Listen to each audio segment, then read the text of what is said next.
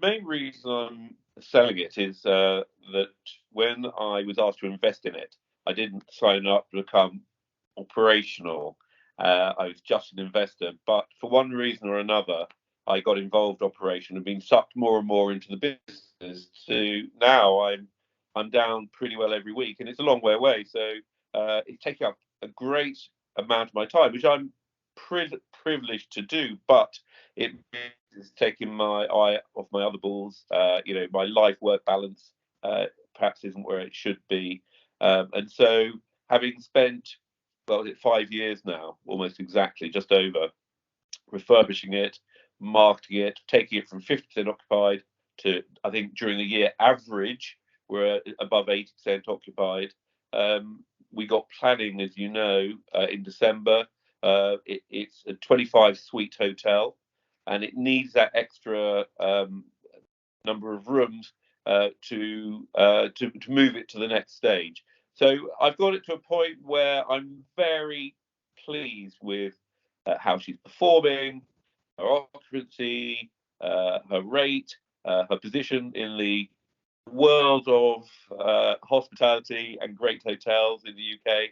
And it just feels like time to give me a bit more time to focus on my other business and my family. It's very interesting. People, friends and family are saying, so, is it all about the best price?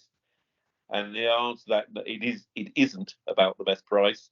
Obviously, one is always tempted with the money, but the truth is, it needs to be someone who's going to take the hotel for what it is, which is an Art Deco gem with one of the largest collections of Art Deco antiques and artifacts in the country.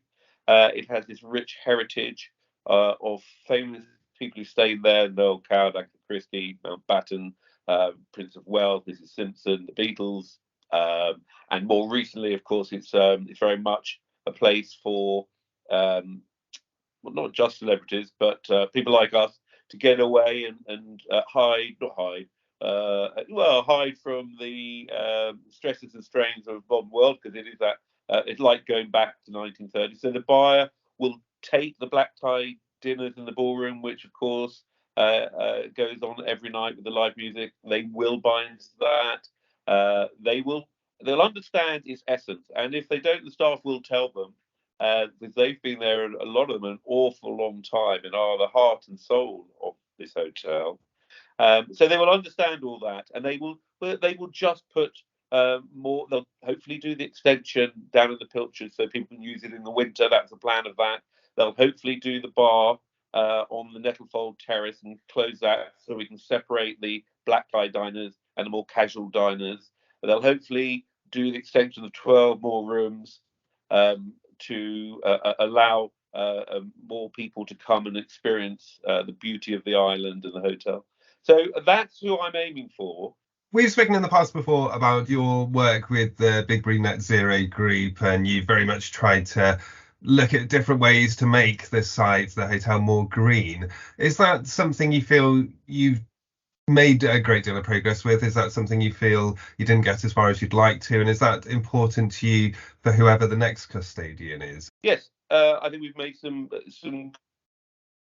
progress in terms of Big Green Net Zero, and that process and that group continues still.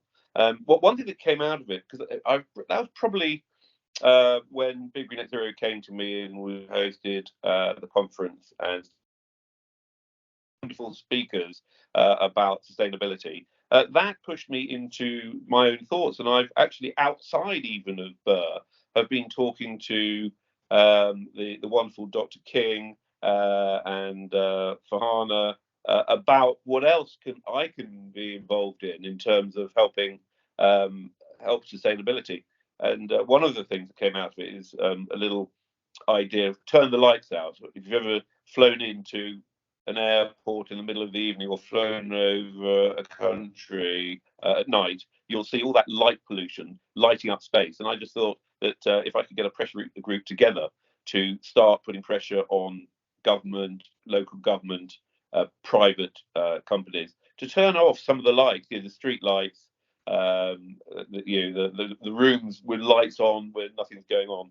And I wondered I've asked actually Dr. King to try and find out. I wondered how many power stations in the world we could turn off if we didn't have quite as much light pollution, and it's probably quite a lot. In terms of the hotel, yes, we still obviously keep. One of the most important things is we have to, but by keeping our staff very close, either on the island or opposite, of course, their carbon footprint is very low. They're walking to work every day. By sourcing our food locally within 30 miles, wherever we can, that's obviously keeping our carbon footprint low. Obviously, we have solar panels on the island. In our planning permission, we've applied to have solar panels on the whole of the roof, which we have got permission for, to continue that sustainability. We're looking at heat pumps, etc., etc. So yeah, I think we've done well on the sustainability on the island. I'm not sure.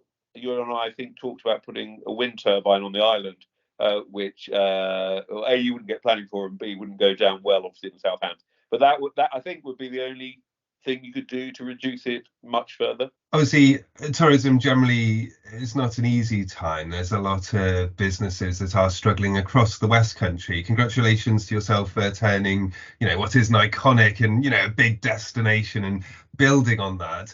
Have you struggled with kind of those inflation-y pressures? Has that been a factor with yourself? I love hospitality. Our business up in London, which is our serviced office business, is predicated on service, and we employ both at the hotel and in office space in town on soft skills, on personality, with the thought that we can train the hard skills. So would I recommend people to go into it? I'm a people person, that's my thing, and so I'm not an academic, so doing anything else would be quite hard. In hospitality, it's about being a nice, engaging person. So yes, I'd recommend it. Is it hard? I think anything. When I have this conversation with my children or friends, anything. If you're going to be good at anything, whether you're going to be a football player, professional rugby player, an actor, an actuary, a doctor, whatever it is, it's hard to be the best, to be as good as you can. If you're going to commit to being great, it's hard. It doesn't matter that it's hospitality. Has it been hard finding staff? Certainly after lockdown and Brexit, it was hard, and particularly hard in Southampton because there isn't a great audience to employ from, because the housing is expensive, and so most people are in Plymouth or Exeter, which is a bit of a distance.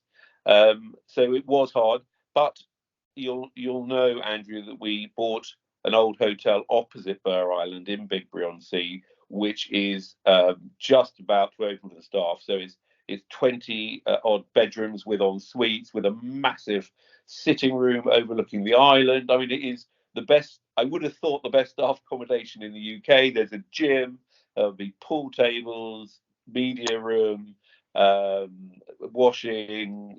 So in terms of staff, that was our big problem, is where do we put them? But now they've struggled to rent somewhere as nice as we can provide accommodation. So it's less of an issue at the moment. And the other thing is, during the summer when it's really busy and we get up to about 90 staff, it's been all the kids initially from my children, my sister's children's school, and then it was from Exeter University where my daughter was, and then my other daughter went to Bath, and so we have return workers through my children and friends of friends, and friends of the community locally who send their teenagers and early 20s, and those guys have a ball during the summer. So we've solved the summer issue in terms of getting down there, and I think that's probably done. In terms of long term, it is difficult to get great people. The hospitality industry in the UK is definitely seen differently to how it's seen on the continent, where they take it as a serious career. I don't think we yet take it as a serious career, but it would be nice if that turned around. So no, we are pretty well fully staffed.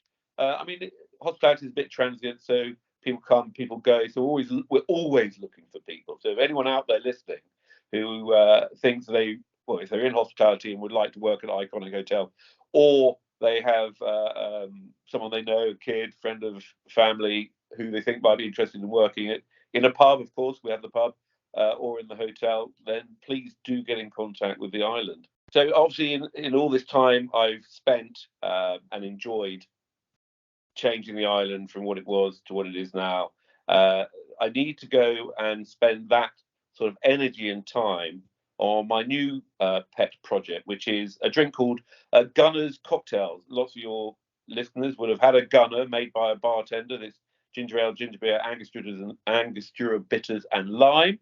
It's a cocktail, a non-alcoholic cocktail that came out of Hong Kong and the expat community, and now is drunk the world over. But no one had bothered to register it as a name or put it in a tin. So presto, that's what I've done. So part of moving on is to bring my energy to that, which I'm very, very excited about.